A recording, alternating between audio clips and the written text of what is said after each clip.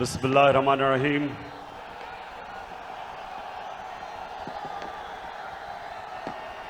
अल्लाह तेरी इबादत करते हैं, तेरे से मदद मांगते हैं।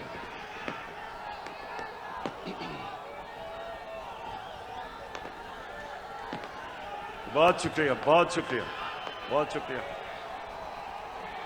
लाहौर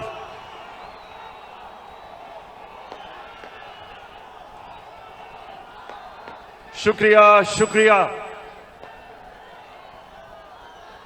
लाहौर मैं आपका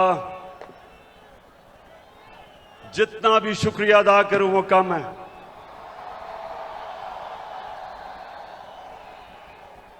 मुझे पता था कि आप मुझे मायूस नहीं करेंगे।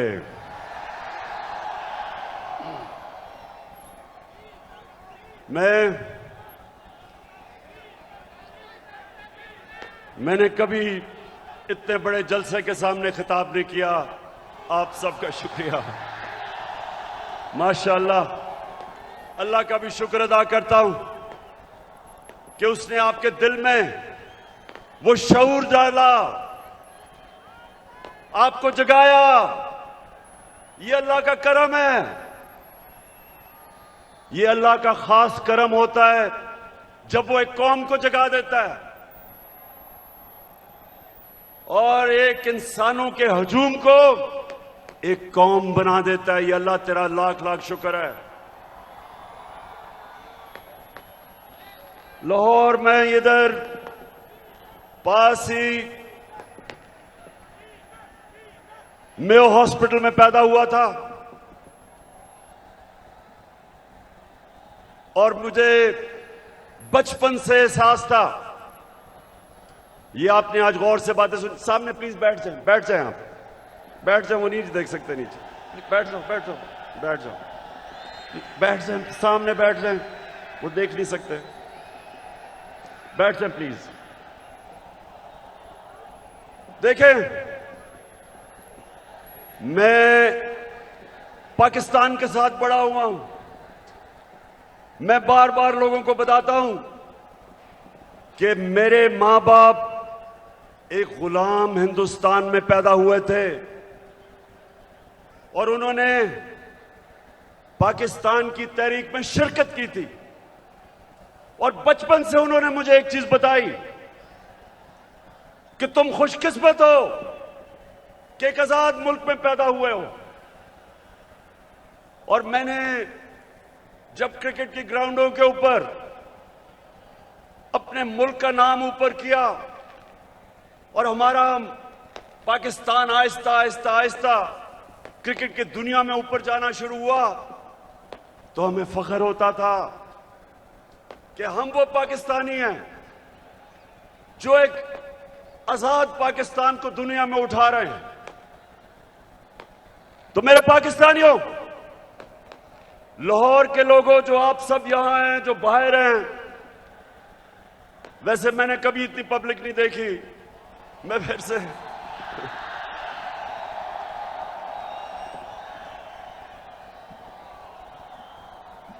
आप जितने भी लोग आज मेरी बात सुन रहे हैं, बड़े गौर से आज मेरी, क्योंकि मैंने आज आपको लाएमल देना है कि हमने ये ना गुलामी कबूल करनी है, ना ये इंपोर्टेड हुकूमत कबूल करनी है।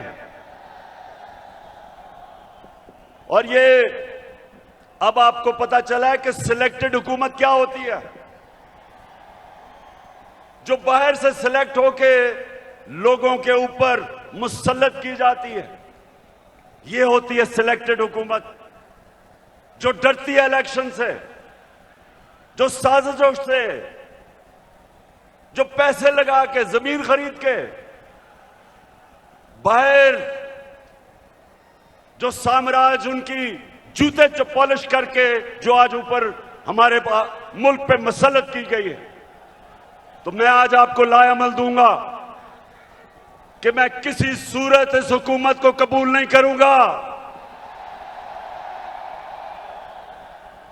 मैं इन गुलामों को और पाकिस्तान के करप्ट तरीन लोगों को मैं कभी कबूल नहीं करूंगा।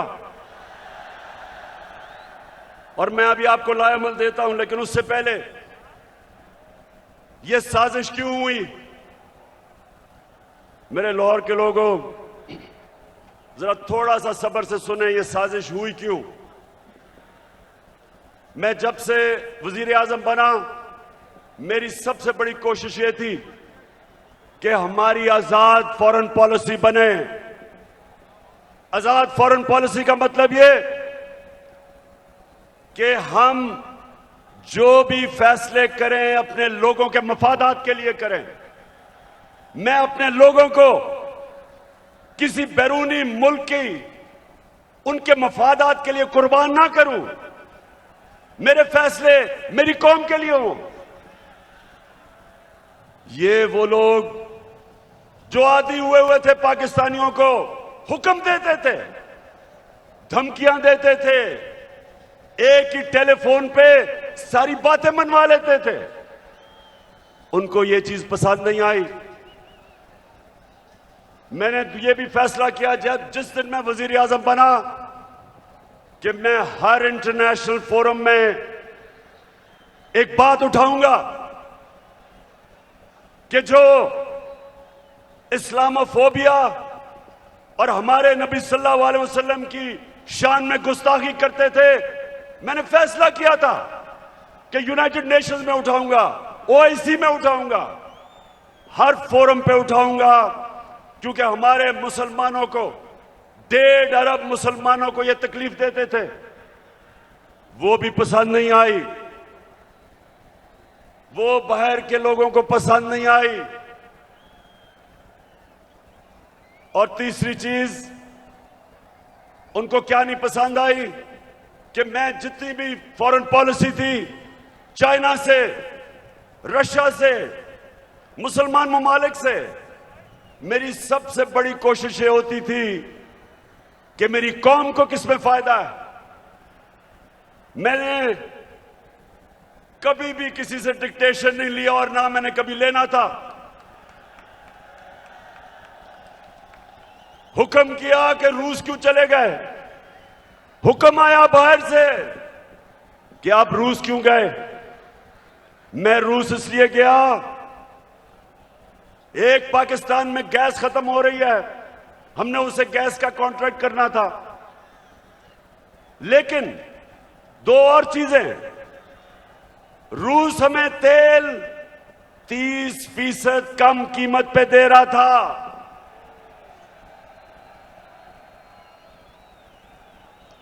तेल 30% कम कीमत पे, इसका मतलब कि पेट्रोल और फजल रहमान को 30% कम पे हम बेच सकते थे।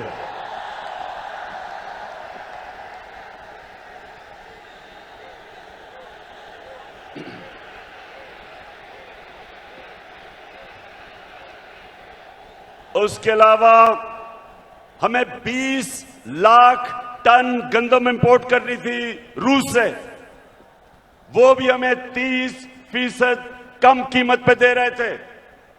मैं इसलिए गया था कि मेरे लोगों को फायदा था, मेरी आवाम को फायदा था, मैं महंगाई कम कर सकता था। और ये देखें कि हिंदुस्तान जो अमेरिका का करीबी एलाई है, स्ट्रेटेजिक एलाई है, वो तेल मंगवा रहा है रूस से। उसको अमेरिका ने कहा कि ना तेल खरीदो, उसने आगे से सीधा जवाब दिया अमेरिका को कि हम अपने लोगों के मफादात के लिए फैसले करते हैं। यानी कि हिंदुस्तान की फॉरेन पॉलिसी उनके लोगों के मफादात के लिए, और हमारी फॉरेन पॉलिसी किसी और कौम की मफादात के लिए। यह भी पसंद नहीं आई बात, चाइना से ताल्लुकात वो भी पसंद नहीं आए, तो तब बाहर से साजिश होनी शुरू हुई। लेकिन ये याद रखें कि साजिश कभी मुकम्मल नहीं हो सकती जब तक अंदर मुल्क के मीर जाफर और मीर सादिक ना बैठे हों। मीर जाफर वो गद्दार था जिसने अंग्रेजों के साथ मिलकर मुसलमानों की हुकूमत, सिराजुद्दौला की हुकूमत गिराई जाती मफादात के लिए। और मीर सादिक वो था निजाम हैदराबाद के साथ मिलके, अंग्रेजों के साथ मिलके टीपू सुल्तान को इन्होंने हरवाया। यहां भी मीर सादिक और मीर जाफर बैठे हुए थे जिन्होंने बाहर की साजिश में पूरा हिस्सा लिया।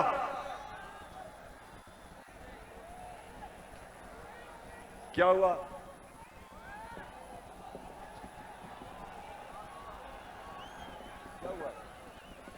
अच्छा सुना जरा, हो जाएगा ठीक।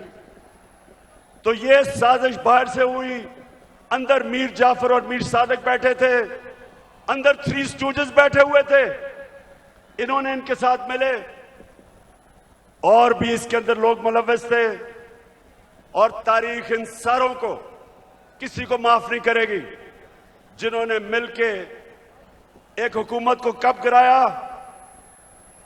मेरे पाकिस्तानियों ये सुने, हमारी हुकूमत को तब गिराया जब हमारी हुकूमत की, और मैं चैलेंज करता हूं, सबसे बेहतरीन पाकिस्तान की परफॉर्मेंस तहरीक इंसाफ की हुकूमत की थी।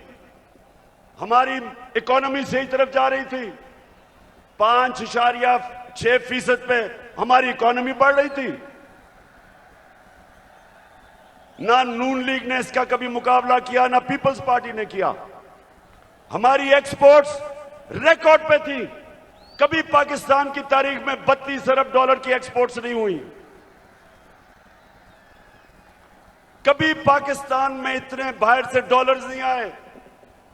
31 अरब डॉलर रेमिटेंसेस बैरून मुल्क पाकिस्तानियों ने हमें भेजी। 31 अरब डॉलर। हम जब हुकूमत में आए थे 19 अरब डॉलर थी।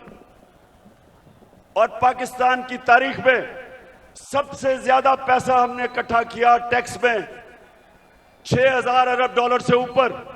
यह भी पाकिस्तान की तारीख का रिकॉर्ड था। हमने सबसे सारे बर्रे सगीर में जिस मुल्क में सबसे कम बेरोजगारी थी वो पाकिस्तान था। सबको पीछे छोड़ गए हम। और ये कब? जब कोरोना वायरस ने दुनिया में तबाही मचाई हुई थी। पाकिस्तान वो मुल्क है जिसकी दुनिया ने मिसाल दी कि उस मुल्क जिसने सबसे बेहतर कोरोना वायरस को हैंडल किया, अपने लोग भी बचाए, अपने गरीब भी बचाए, अपनी इकोनॉमी भी बचाई।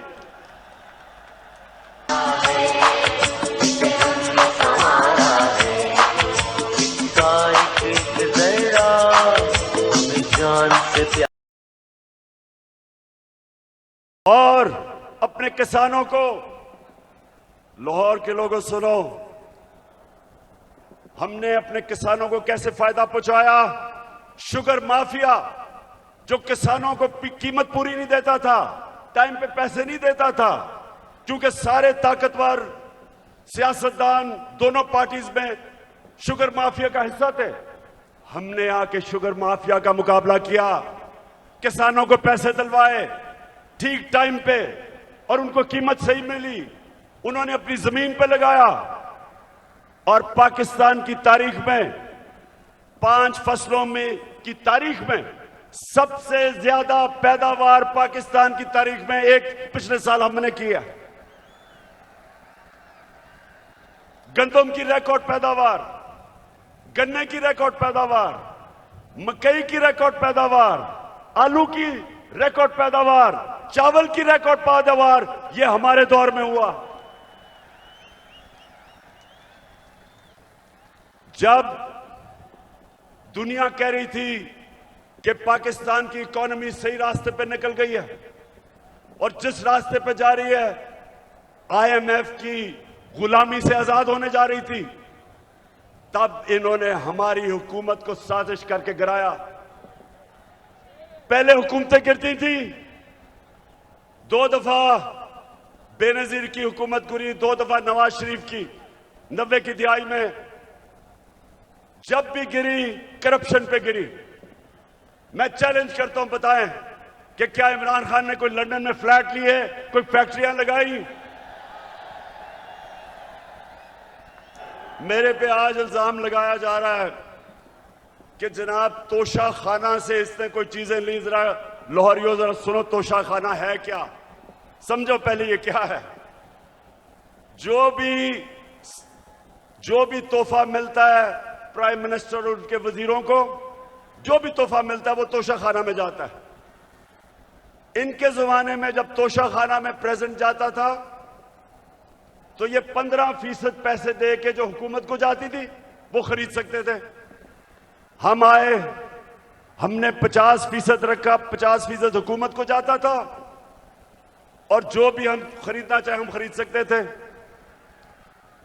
जो भी मैंने खरीदी सब रिकॉर्ड के ऊपर है, सब कानून के अंदर है। और आज मैं आप सबको यह भी बता दूं कि मैंने उन पैसों से जो मेरे घर के नीचे सड़कें जो आम लोगों को भी फायदा पहुंचाती थी, वो तोशा खाना के पैसे से सड़क ठीक की, हुकूमत का पैसा नहीं लिया। मेरा जो घर है मैं कानून के मुताबिक उसको कैंप ऑफिस बना के सारे खर्चे हुकूमत देती है, यानी आप देते हैं टैक्स, आप टैक्स पेयर उसका पैसा सारा देता है। मैं अपने खर्चे देता हूं। मैं कोई ना लाहौर का घर ना वहां कैंप ऑफिस नहीं किया, अपने पैसे से वो चलाया। जो दीवार नीचे बनानी थी सिक्योरिटी फेंस, गवर्नमेंट से पैसे नहीं लिए, अपना ऑफिस चलाया, गवर्नमेंट से पैसे नहीं लिए। और ये लोग जो आज प्रोपेगेंडा कर रहे हैं, मैं चैलेंज करता हूं कि तुम्हारे मैं चैलेंज करता हूं कि कभी पाकिस्तान की तारीख में किसी प्राइम मिनिस्टर ने अपने ऊपर इतना कम पैसा खर्च नहीं किया जो मैंने किया। चैलेंज करता हूं। तो चली है अब तहरीक, ये होगा ठीक, ये प्यारा पाकिस्तान।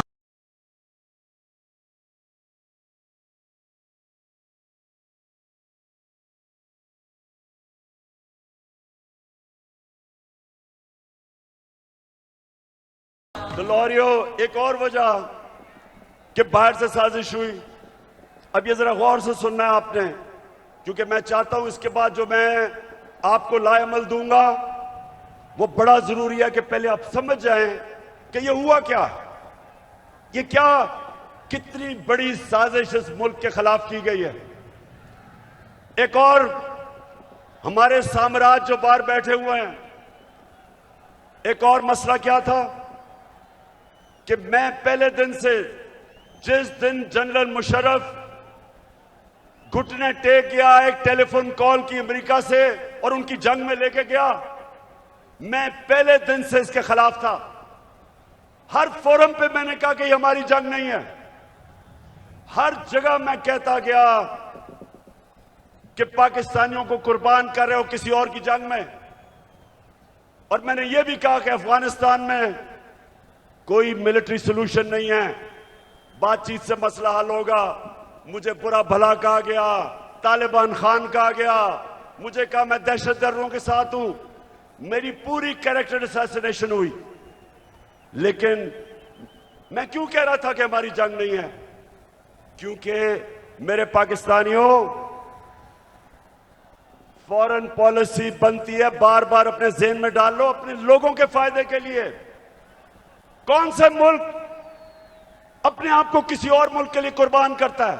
80,000 हमारे लोग शहीद हुए, 6,500 हमारे फौज के नौजवान शहीद हुए, हमारा कबायली इलाका उजड़ गया, 100 अरब से डॉलर से ज्यादा मुल्क को नुकसान हुआ। कभी कोई कमीशन बैठी, कभी किसी ने यह सोचा कि ये किसने हमें इस जंग में लेके गया ताकि आगे से हम इस तरह की हिमाकत ना करें। तो जब मेरे से इंटरव्यूअर ने पूछा कि आप अमेरिका को बेस देंगे, क्या कहा मैंने? और क्या आप मेरे से कोई और उम्मीद रखते थे? एब्सोल्युटली नॉट के अलावा कोई उम्मीद रखते थे? क्योंकि मेरा जीना मरना पाकिस्तान में है। ये मेरा मुल्क है, ये मेरे लोग हैं। मैं क्यों अमेरिका के लिए अपने लोगों को कुर्बान करूं? तो ये भी उनको तकलीफ थी। उनको चाहिए थे चेरी ब्लॉसम बूट पॉलिश करने वाले, जो कहता कि बेगर्स आर नॉट चूजर्स, यानी कि क्योंकि हम मकरूज हैं, हम गुलाम हैं, हम आपके जूते पॉलिश करेंगे। पाकिस्तानियों, ये याद रखो, मैं बार बार आपको एक चीज कहता हूं, कभी कभी किसी जमात को वोट ना दो जिनके लीडर्स के पैसे जायदादें मुल्क से बाहर पड़ी हैं, कभी उनको वोट ना दो। ठीक करेगा सब कप्तान, नया बनेगा पाकिस्तान।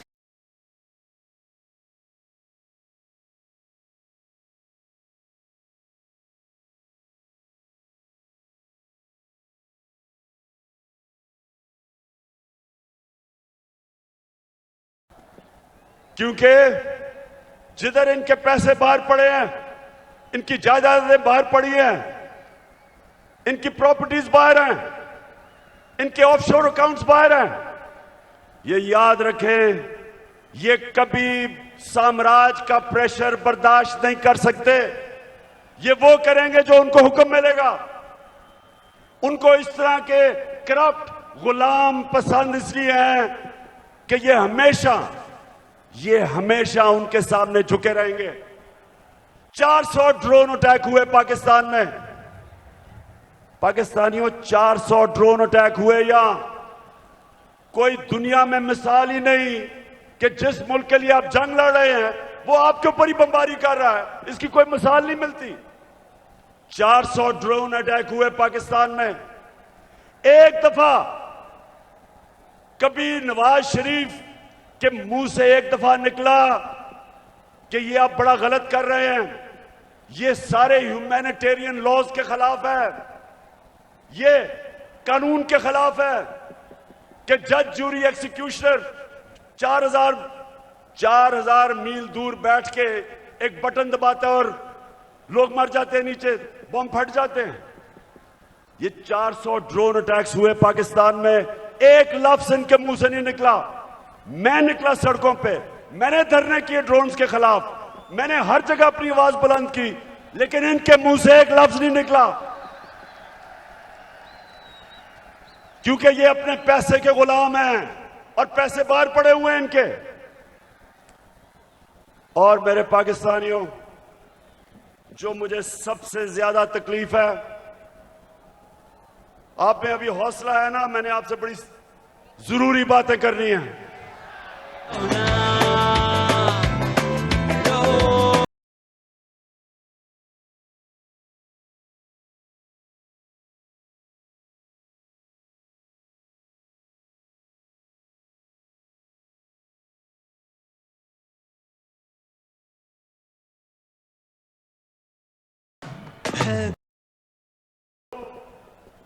हुआ क्या, बाहर से साजिश प्लान हुई, अंदर मीर जाफर बैठे हुए थे।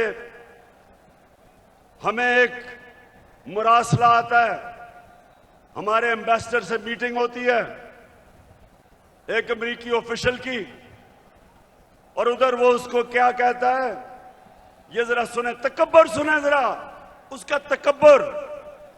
हमारे एम्बेसडर को कहता है कि अगर तुमने इमरान खान को इस नो कॉन्फिडेंस मोशन में ना हराया तो पाकिस्तान को बड़ी मुश्किलों का सामना करना पड़ेगा। तकब्बर सुने, 22 करोड़ हमारी अवाम, दुनिया का 5वां 6वां बड़ा मुल्क, और एक ऑफिशियल हमारे एम्बेसडर को कह रहा है कि अगर तुमने इमरान खान को, ये जो उसके खिलाफ नो कॉन्फिडेंस मोशन आ रहा है, अभी आया नहीं था, उसको पहले ही पता था, कहता कि अगर ये आपने इसको ये अगर कामयाब ना हुआ इसके खिलाफ तो पाकिस्तान को बड़ी मुश्किलों का सामना करना पड़ेगा। लेकिन अगर कामयाब हो गया, और ये सुनो मेरे पाकिस्तानियों, कहता अगर कामयाब हो गया तो हम पाकिस्तान को माफ कर देंगे।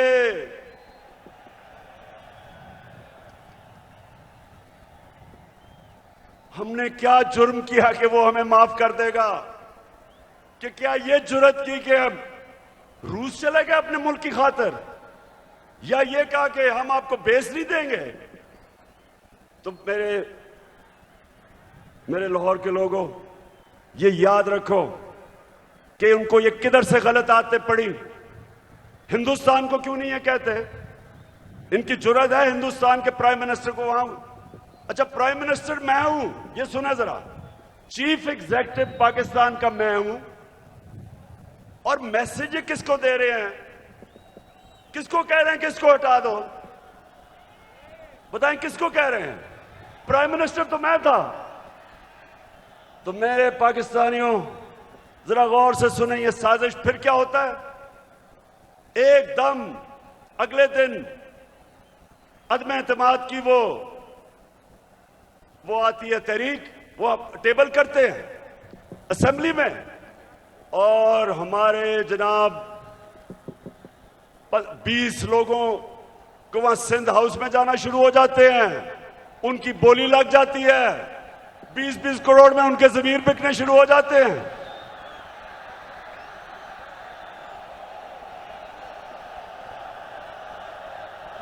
मैं तो देखूंगा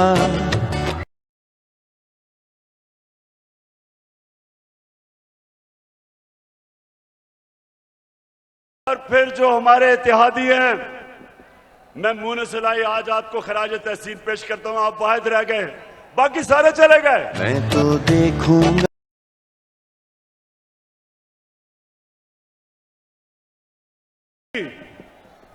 बोलियां लगी जैसे बकरा ईद पे बकरे बिकते हैं। बंद किया जनाब उनको सिंध हाउस के अंदर, सिंध से पुलिस लेके आए। सोचिए ये पाकिस्तान में हो रहा है। मैं अपनी आज बड़े अदब से मैं अपनी अदालतों से पूछता हूं कि क्या ये आइन के खिलाफ नहीं है, ये कानून के खिलाफ नहीं है कि बिक रहे हैं बकरों की तरह? अवाम से वोट लेके आए हमारे टिकट पे, और वहां जाके उनकी बोलियां लग गई। यानी ये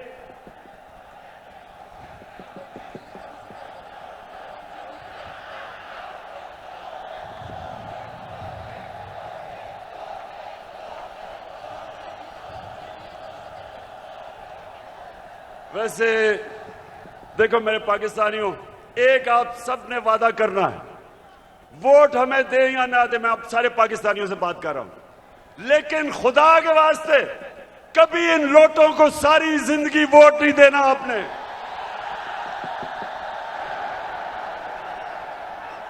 जमीर फरोशों को, जिनका ना कोई दीन है ना ईमान है ना उनमें शर्म है, कि सारी जिंदगी उनके बच्चों के ऊपर धब्बा लगेगा कि ये हैं वो लोग जिन्होंने अपने आप को बेचा, अपने जमीरों को बेचा।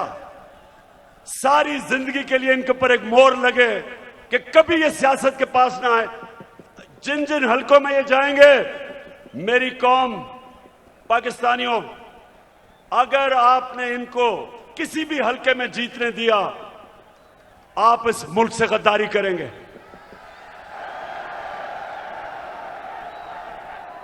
और फिर जो होता है वो तारीख का हिस्सा है। अदालतें भी 12 बजे खुल जाती हैं।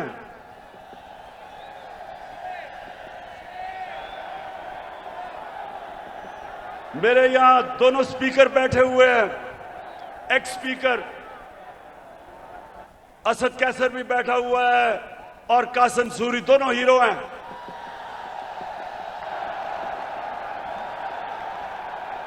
हम सारा वक्त, हमारे आइन में ट्राइकोटमी ऑफ पावर की बात थी, हमारे आइन में यह था कि सुप्रीमेसी ऑफ पार्लियामेंट, लेकिन ये सब हमने अपनी आंखों के सामने,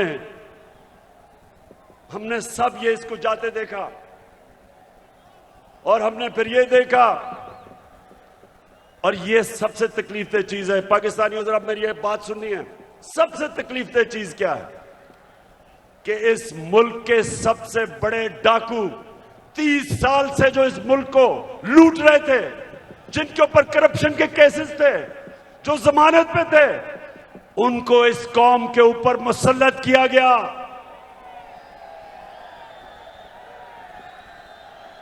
पाकिस्तानियों, मैं मेरे से बेहतर शायद कोई भी पाकिस्तान की सियासत में ना अमेरिकनों को जानता है, ना यूरोपियंस को जानता है जो मैं जानता हूं। कोई नहीं मेरे से बेहतर जानता। उनके अपने मुल्कों में ये कोई तस्वर भी नहीं कर सकता, कोई सोच भी नहीं सकता कि एक आदमी जमानत पे हो, उसको पार्लियामेंट तो दूर की बात है, उसको चपड़ासी भी बना दे। या उन्होंने हमारा प्राइम मिनिस्टर बना दिया और उसके बेटे को, जो सारा लाहौर जानता है कि हर एक एक चीज के ऊपर रिश्वत लेता था, उसको चीफ मिनिस्टर का कैंडिडेट बना दिया। मैं ये सोचता हूं, आज मेरे पाकिस्तानियों सुनो जरा, मैं ये सोचता हूं क्योंकि मैं उन माशरों को बड़ी अच्छी तरह जानता हूं कि वो हमें कितनी हकारत से देखते हैं, हमें वो क्या समझते हैं कि चोरों के हमारे ऊपर मुसल्लत कर दिया। खुद सोचो, 20 साल ये जो आज बैठे हुए हैं, ये एक दूसरे को चोर कहते रहे हैं। क्या ये चेरी ब्लॉसम ने नहीं कहा था कि मैं आसिफ जरदारी का पेट फाड़ के पैसा निकालूंगा? ये क्या लोगों को बेवकूफ समझते हैं? क्या नवाज शरीफ ने 2 दफा आसिफ जरदारी को जेल में करप्शन पे नहीं डाला था? और क्या आसिफ जरदारी ने हुदैबा पेपर मिल का अरबों रुपए का केस नवाज शरीफ और शहबाज शरीफ पर नहीं किया था? और क्या ये दोनों मिलके फजल रहमान को डीजल नहीं कहते थे?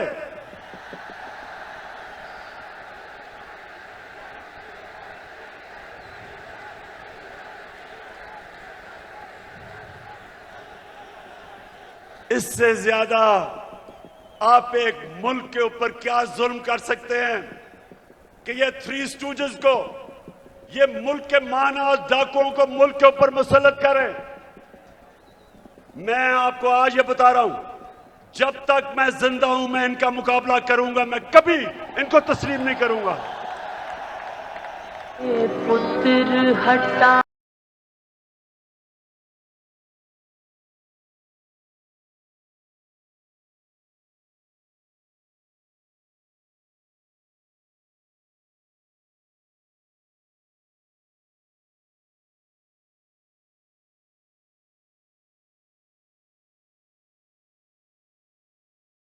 पाकिस्तानियों, अब ये जरा मेरी बात सुना।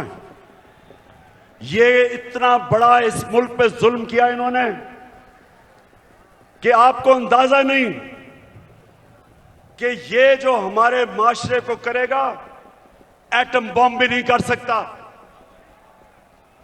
मेरे नबी सल्लल्लाहु अलैहि वसल्लम ने तकरीबन 1500 साल पहले कहा था, ये सुने मेरी बात खामोशी से, ये बहुत जरूरी आपके लिए समझना है कि क्यों पाकिस्तान एक अजीम कौम नहीं बन सका। 1500 साल पहले उन्होंने कहा था, मेरे पाकिस्तानियों, 1500 साल पहले उन्होंने कहा था कि वो कौमें बर्बाद हो जाती हैं जो छोटे चोरों को पकड़ के जेल में डालती हैं और बड़े डाकुओं को उनका निजाम पकड़ नहीं सकता।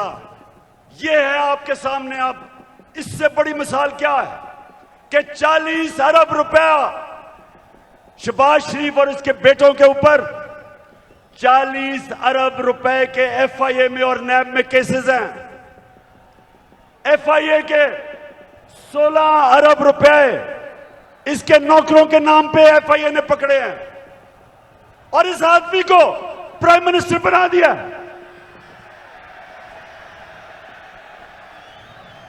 मैं आज सारी दुनिया से पूछता हूं, अपनी सारी कौम से पूछता हूं कि मुझे यह बताएं आप कि वो जो एफआईए के, और मैं उनको खराज तहसीन पेश करता हूं एफआईए के ऑफिसर्स को, जिन्होंने इसके केस निकाले और पकड़े।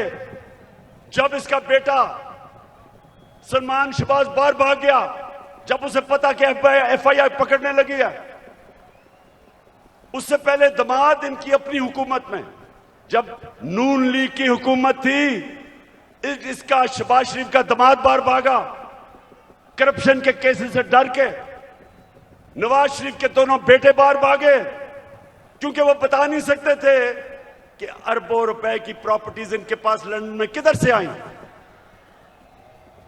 इसहाक डार प्राइम मिनिस्टर के प्लेन पे नून लीग की हुकूमत में बाहर भागा, उसके बेटे बाहर भागे हुए हैं। ये लोगों को हमारे ऊपर मुसल्लत किया जा रहा है। 95% इनके ऊपर केसेस हमारे दौर में नहीं बने, पहले के बने हुए हैं। और ये लोग आज जिधर आके बैठ गए, मुझे ये बताएं कि कौन सा गवर्नमेंट ऑफिसर इनके खिलाफ एक्शन लेगा? कब आगे से एफआईए कब इनके खिलाफ एक्शन लेगी? जब उनको पता ये होगा कि ये तो उनके ऊपर इंतकामी कार्रवाई करेंगे अगर वापस आ गए। अब सोचें, कहीं दुनिया में होता है कि वो एफआईए जिसने इसके ऊपर केसेस निकाले हैं, ये उसी के ऊपर आके बैठ गया और सबसे पहले इसने उस दिलेर ज़हीन ऑफिसर को फारग किया जिसने इसके केसेस पकड़े थे। तो मैं फिर बड़े अदब से अपनी अदलिया से पूछता हूं कि क्या आपका काम नहीं इनकी हिफाजत करना, इन ऑफिसर्स की? क्या आपका काम नहीं कि एक कॉन्फ्लिक्ट ऑफ इंटरेस्ट, कि जो आदमी एफआईए में पकड़े हुए केसेस, आपका काम नहीं उनकी हिफाजत करना? तो पाकिस्तानियों, मैं आज आपके सामने एक और बात कहता हूं। 3.5 साल मैं हुकूमत में कोशिश करता रहा कि इनके केसेस आगे बढ़े। 3.5 साल में कोशिश करता रहा। पुराने केसेस थे इनके, जरदारी के ऊपर अरबों रुपए के केस थे, उसकी और उसकी वो जो ओमनी ग्रुप, बिलावल भुट्टो को भी उसी अकाउंट से पैसा जा रहा है, फेक अकाउंट से, जिधर रेहान अली को पैसा जा रहा है। साफ ओपन एंड शट केस। वो जो सिंध का चीफ मिनिस्टर है, उसके ऊपर पूरा केस ओपन एंड शट, लेकिन कुछ होता ही नहीं था। मेरे नीचे ना नैब भी मेरे नीचे नहीं, अदलिया आजाद। क्या कर सकते थे? स्वयं एफआईए के केसेस जो इसके ऊपर हुए, और वो भी डर डर के बेचारों ने किया। तो मेरे हाथ में क्या था?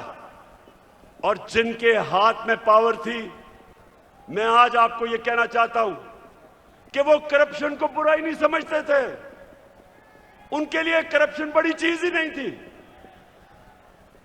उनके ख्याल में कि ये जो करप्शन है ये तो होती है, और उन्होंने, क्योंकि वो करप्शन को बुरा नहीं समझते थे, ये सबसे बड़ा इस मुल्क के ऊपर अलमिया है कि आज जिन लोगों को जेल में होना चाहिए था, वो आज या वजीर बन गए और या प्राइम मिनिस्टर बन गए हैं, और या वजीर आला बनने की कोशिश कर रहा है। तो पाकिस्तानियों, ये कौम ये बर्दाश्त नहीं कर सकती, कोई कौम ये बर्दाश्त नहीं कर सकती। इसलिए मैं अभी आपको लायमल दूंगा कि हमने करना क्या है, लेकिन मैं ये आपको वाज़ेह कर दूं, मैं जब तक जिंदा हूं, मैं इस नाइंसाफी और जुल्म का मुकाबला करता रहूंगा।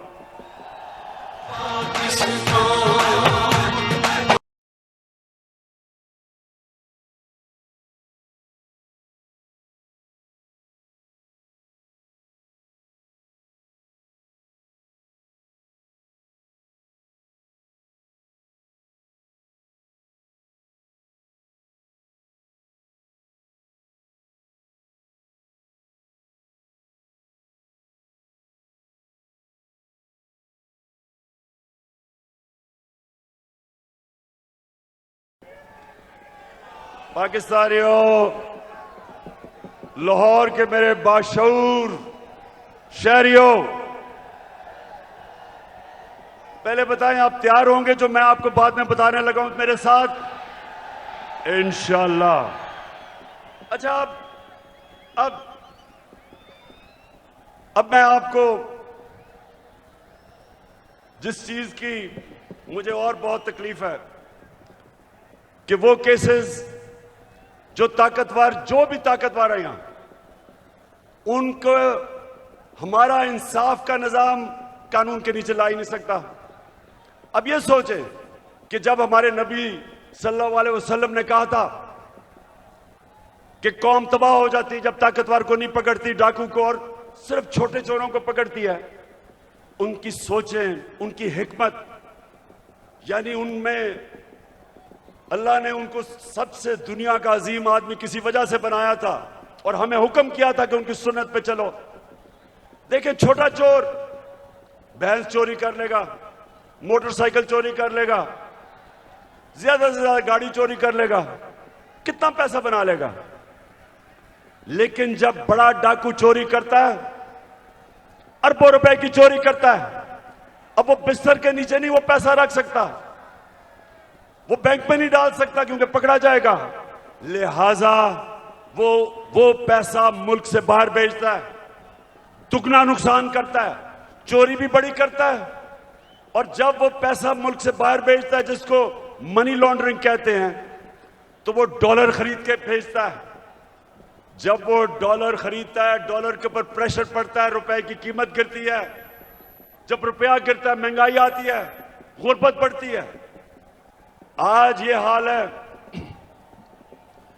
कि यूनाइटेड नेशंस के सेक्रेटरी जनरल ने एक कमेटी बनाई है जिसको कहते हैं फैक्ट टाइप पैनल।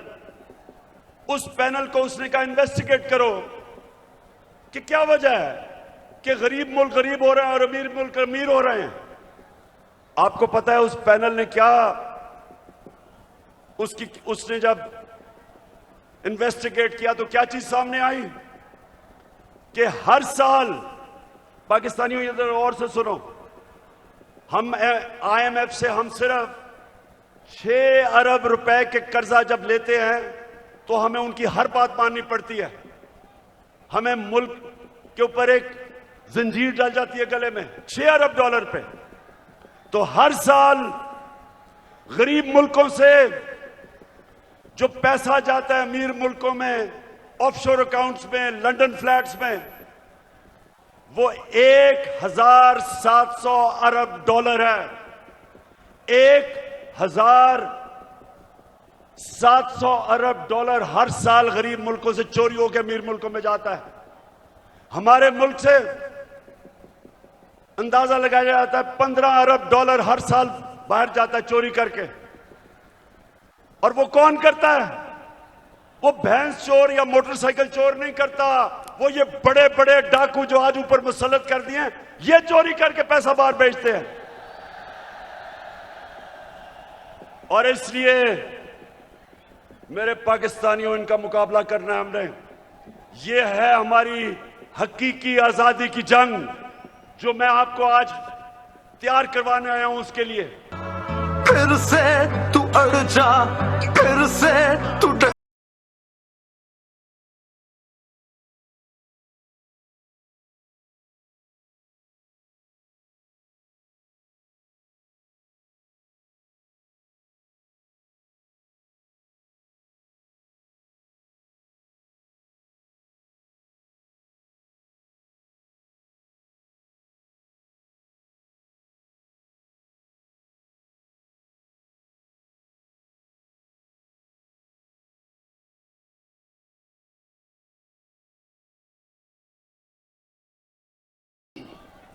ये मैंने सुना है कि ये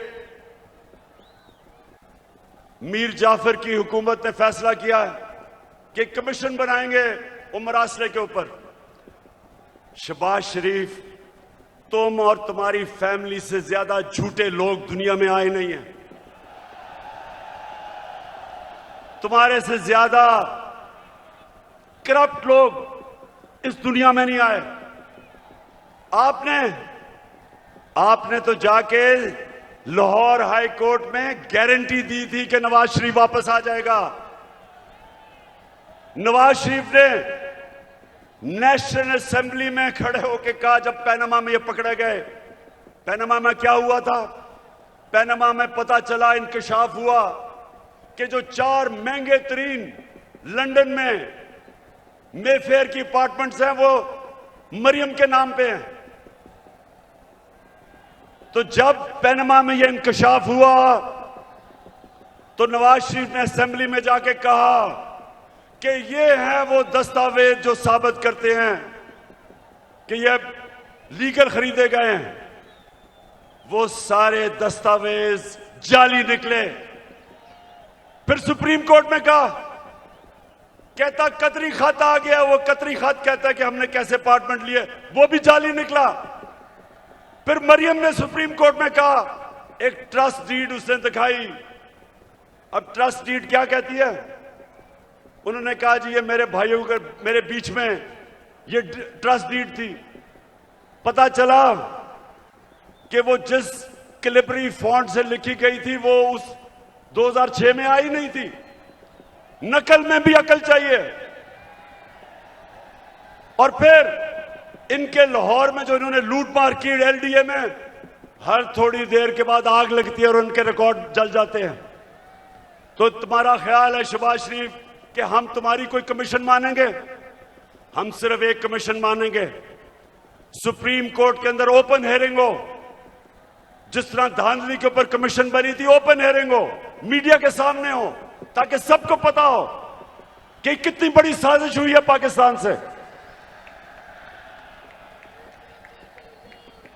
और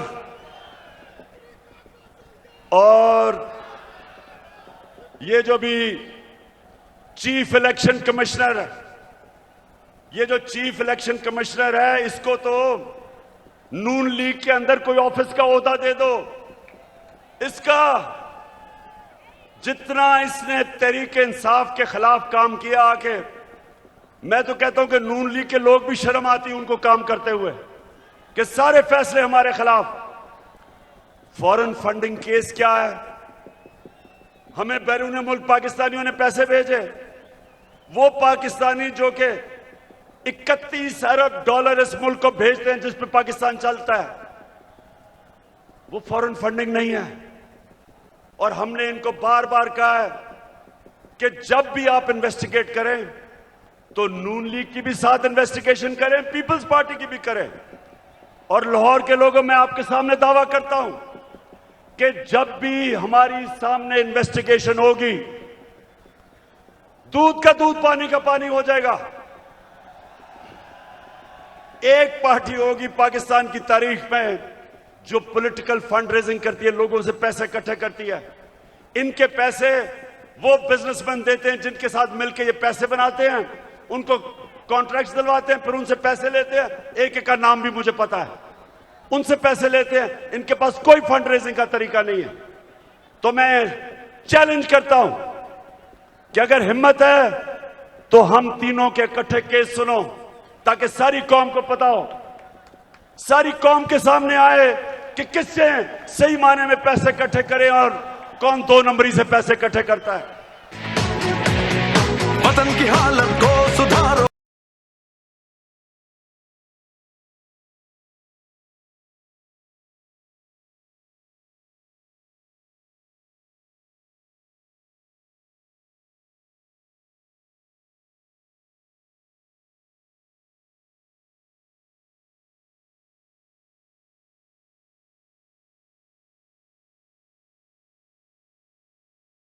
सोचता हूं ये नून लीग के और पीपल्स पार्टी के लोगों को मैं सोचता हूं, और वो डीजल वाले के लोगों को भी,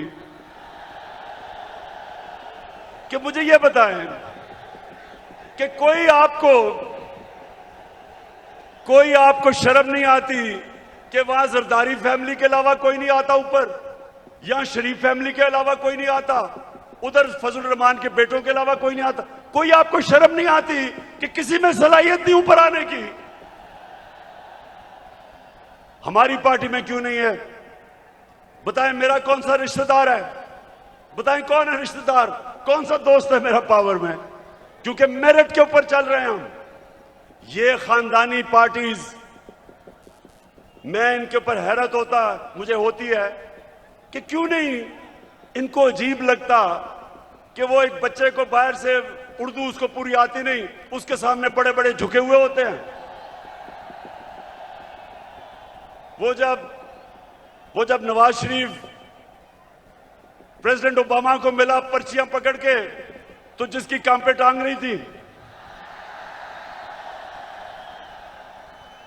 14 साल हो गए उर्दू नहीं आ रही सही तरह, करते करते में फर्क ही नहीं पता चलता उसको। तो दूसरी तरफ वो मरियम तैयार है, जिसने जिंदगी में 1 घंटे का काम नहीं किया, वो तैयार बैठी है, उसका बेटा तैयार बैठा है, उनके रिश्तेदार तैयार बैठे हैं सबके। तो कोई इनके लोगों को कोई एहसास नहीं कि ये हैं कौन, इनकी सलाहियत क्या है स्वाय चोरी करने के, कि इनके अलावा कोई ऊपर ही नहीं आ सकता। मैं आपसे आखिर में अब जो मैं बात करने आया था, आप सबको यहां इकट्ठा किया, उस पर मैं आने लगा हूं। तो मैं सबसे पहले पाकिस्तानियों, अब आपने थोड़ी सी जरा तहम्मुल से मेरी बात सुननी है, क्योंकि इसके लिए मैंने आज आपको बुलाया है। देखिए पाकिस्तानियों, आज वो दिन है, 84 साल पहले इलामा इकबाल इस दुनिया से गए थे। सामने उनका मजार है, और वो एक ऐसा इंसान था, शायद ही कोई ऐसा ज़हन 500 साल में मुसलमान दुनिया में आया हो। और इलामा इकबाल की जो पूरी कोशिश थी कि एक गुलाम कौम को उठाए, जिंदा करे गुलाम कौम को, उनकी इतनी शायरी है। लेकिन जो मुझे सबसे ज्यादा पसंद है, और आज जो मैं एक फिक्रा कहना चाहता हूं, कि उस रिस्क से मौत अच्छी है जिस रिस्क से परवाज में आती है कोताही।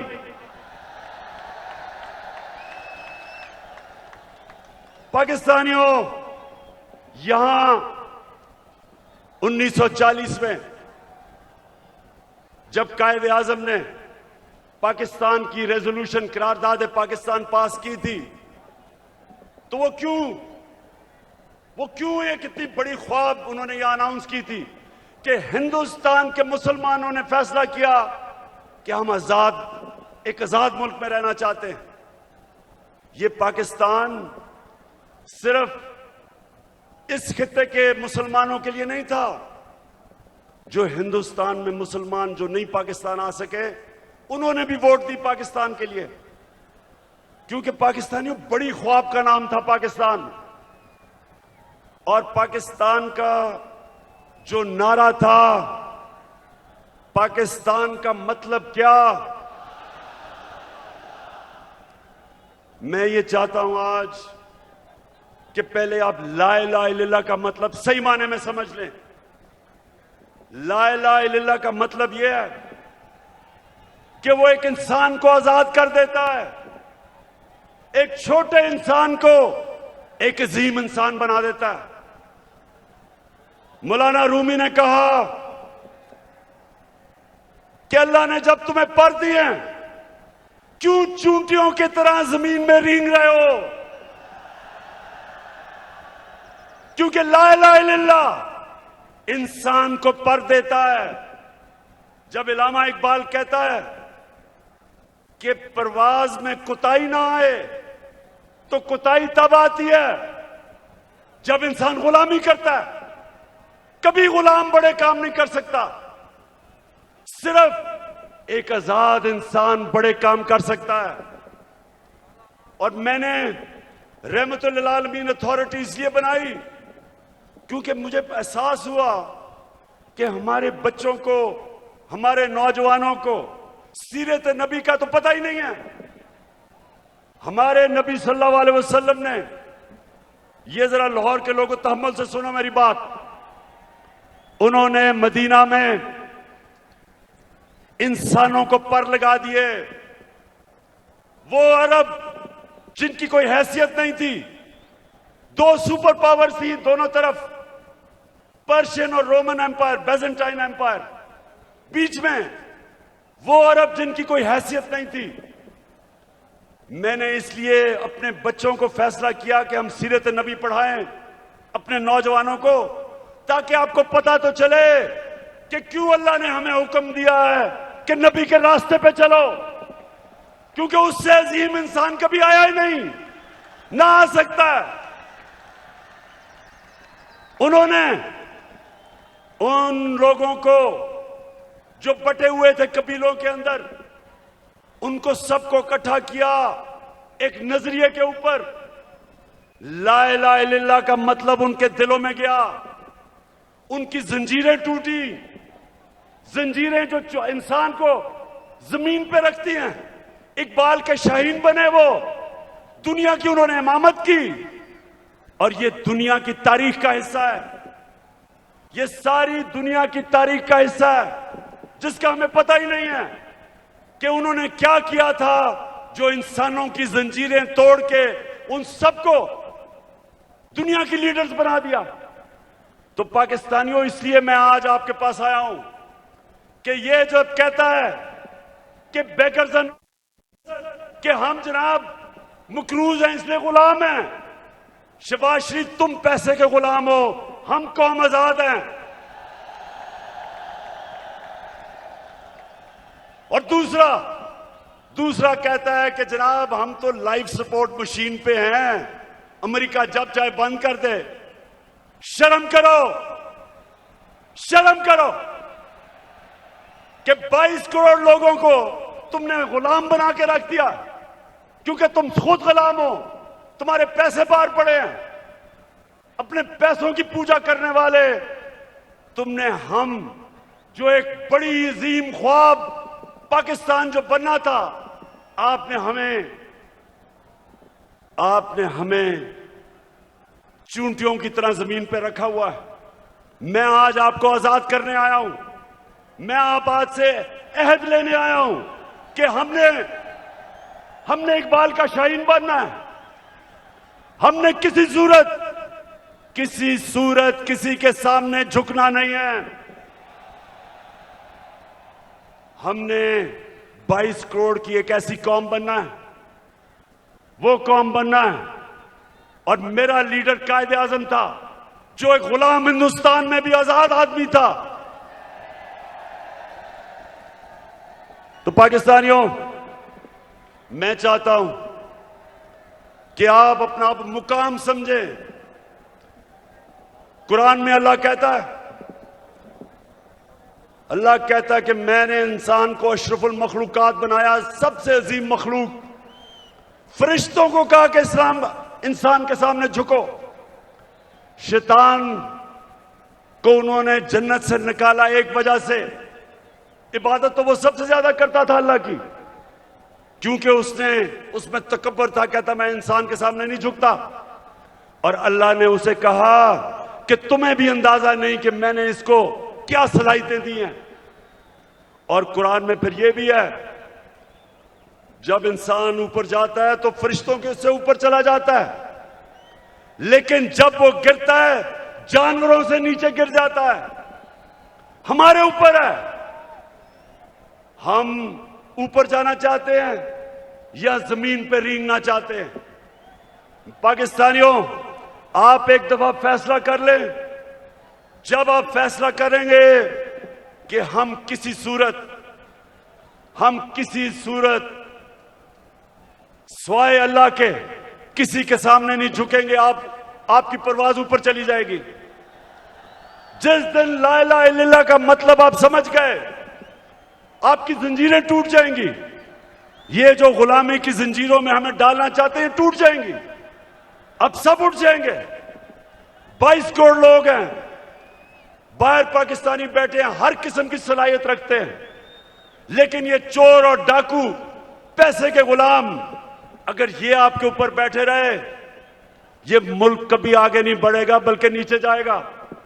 हमारी कभी फॉरेन पॉलिसी आजाद नहीं हुई स्वाय थोड़ी देर के भुट्टो के जमाने में, और भुट्टो को साजिश करके अंदरूनी मीर जाफर ने उसको फांसी दिलवाई। कभी उसके बाद आजाद नहीं हुई, लेकिन कभी इतनी गुलाम भी नहीं हुई जो ये थ्री स्टूजेस के दौरान हुई है। जो इन्होंने हमारे साथ किया, जिस तरह इन्होंने हमें गुलामी करवाई, इसकी कोई मिसाल नहीं है। रमजी यूसुफ को पकड़ा दिया अमेरिकनों को हमारे कानून के बरखिलाफ। एमएल कांसी को पकड़ा दिया हमारी अदालतों को पूछे बगैर। एमएल कांसी के वकील ने अमेरिका की अदालत में क्या कहा जब उन्होंने पूछा जज ने कि क्यों पाकिस्तान के कानून के बगैर आप इसको उठा के ले गए, तो उसका वकील कहता कि पाकिस्तानी अपनी वालदा को बेच देंगे डॉलरों के पीछे। और वो किसका दौर था? नवाज शरीफ का दौर था। हम नहीं बेचेंगे, ये नवाज शरीफ बेच देगा, पैसे का पुजारी है। फिर जनरल मुशर्रफ का दौर आया। 9/11 के बाद इसने पकड़ पकड़ के पाकिस्तानियों को ग्वांटानामो बे में दे दिए। मुल्ला ज़ईफ तालिबान का एम्बेसडर था। जिनीवा कन्वेंशन के मुताबिक उसको प्रोटेक्शन थी। उन्होंने उसके बावजूद पकड़ा दिया, उनको ग्वांटानामो बे में भेज दिया। हमारे मुल्क से लोगों को उठा उठा के ले गए। हम जंग उनकी लड़ रहे हैं और दुश्मन हम ही बने हुए हैं। 400 ड्रोन अटैक्स करवा दिए, कबायली इलाके को उजाड़ दिया। जो कबायली इलाके के लोगों को मुश्किलों का सामना करना पड़ा, आप सोच भी नहीं सकते। 35 लाख लोगों ने नकल मकानी की वहां से, 40 लाख लोगों ने स्वाद से नकल मुकानी की। या मेरे 2 एक्स मिनिस्टर्स बैठे हुए हैं। मुराद सईद, इसकी वालदा को उसी जंग में स्वात में जब बम फटा तो उसकी वालदा के सर पे लगा। अभी तक वो कोमा में है, सालों से वो कोमा में पड़ी हुई है। यहां सरताज गुल है, उसका भाई यहां खुदकुश हमले में लाहौर में वो बेचारा शहीद हुआ। मेरे मां और वालिद की दोनों तरफ से, एक जनरल बिलाल शहीद हुए वालदा की तरफ से, और न्याजी हमारे मियां वाली से शहीद हुए। 80,000 हमारे लोग मारे गए। क्यों? पाकिस्तान की जंग से क्या ताल्लुक था? क्योंकि गुलाम बैठे हुए थे। हमें कुर्बान किया गया किसी की खातिर और हमें दुनिया में जिल्लत मिली। उसामा बिन लादेन को पाकिस्तान में आके इन्होंने खत्म किया। कोई 3 दिन कोई बोला नहीं। प्रेसिडेंट ओबामा अपनी किताब में लिखता है कि मुझे बड़ा खौफ था कि मैं सदर जरदारी को जब टेलीफोन करूंगा वो बड़ी मुजम्मत करेगा कि तुमने हमारे मुल्क में आके ये किया क्या। कहता जब 3 दिन के बाद मैंने जरदारी को टेलीफोन किया तो कहता मुझे मुबारक देनी शुरू कर दी उसने।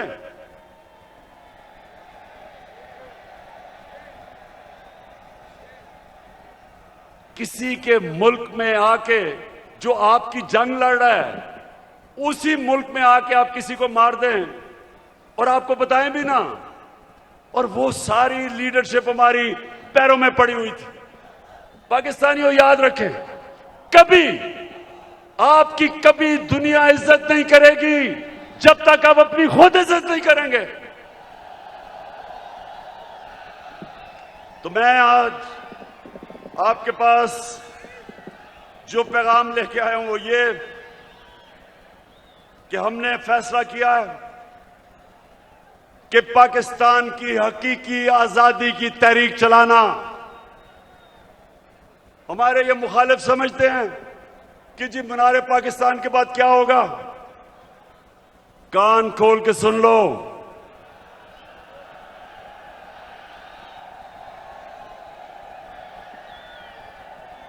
कान खोल के सुन लो कि असल पार्टी तो अब शुरू हुई है।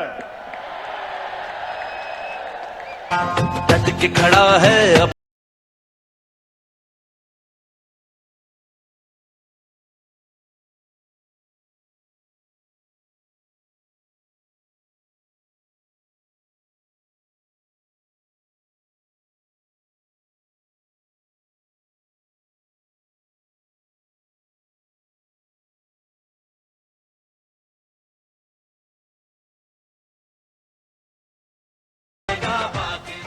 हमने सारे पाकिस्तान, ये मैं तहरीक इंसाफ को कॉल नहीं दे रहा, मैं अपने सारे पाकिस्तानियों को कॉल दे रहा हूं, बल्कि मैं नून लीग और पीपल्स पार्टी के लोगों को जो इस मुल्क में आजादी चाहते हैं, जिनको पता नहीं कि कितनी बड़ी साजिश हुई है, मैं उनको भी आज पैगाम दे रहा हूं कि आपने सबने तैयारी करनी है।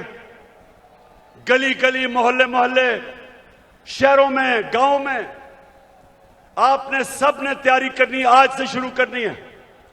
आपने मेरी कॉल की इंतजार करनी है जब मैं आप सबको इस्लामाबाद बुलाऊंगा।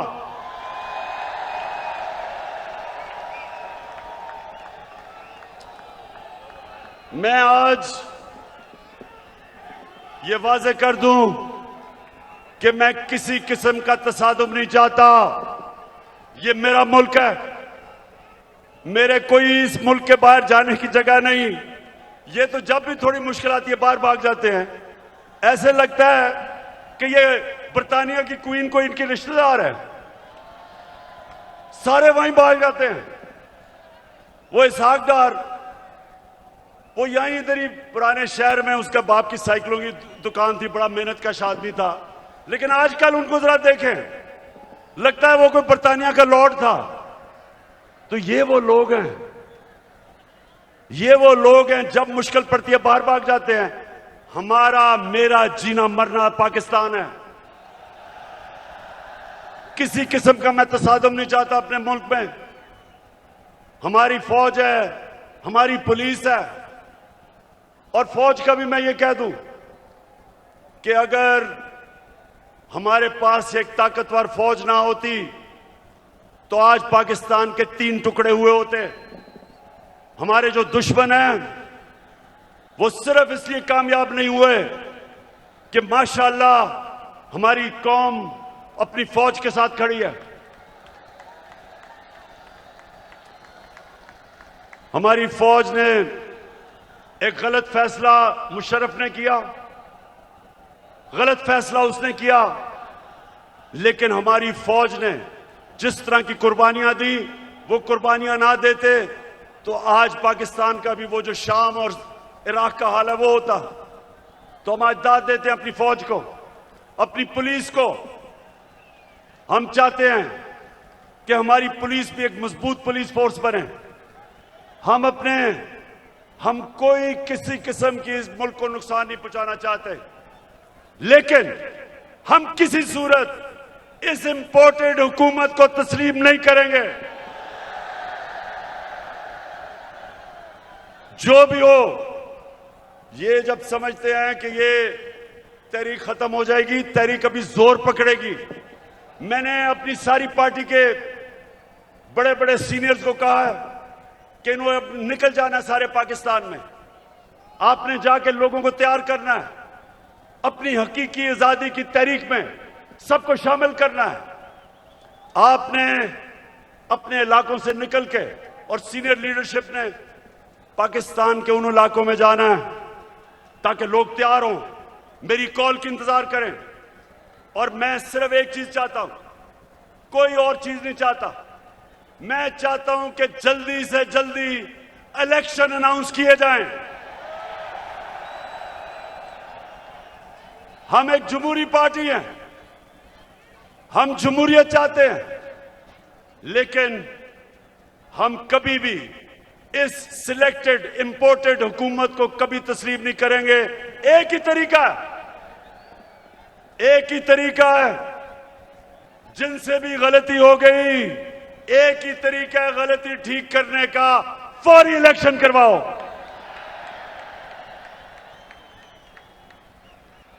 27वीं तारीख को मैं चाहता हूं मेरे पाकिस्तानियों, 27वीं तारीख को शबे दुआ की रात हम बनाएं, अल्लाह से दुआ करें कि हमारी हकीकी आजादी की तहरीक को कामयाब करे अल्लाह। और मैं सबसे अब आखिर में ये अहद लेना चाहता हूं,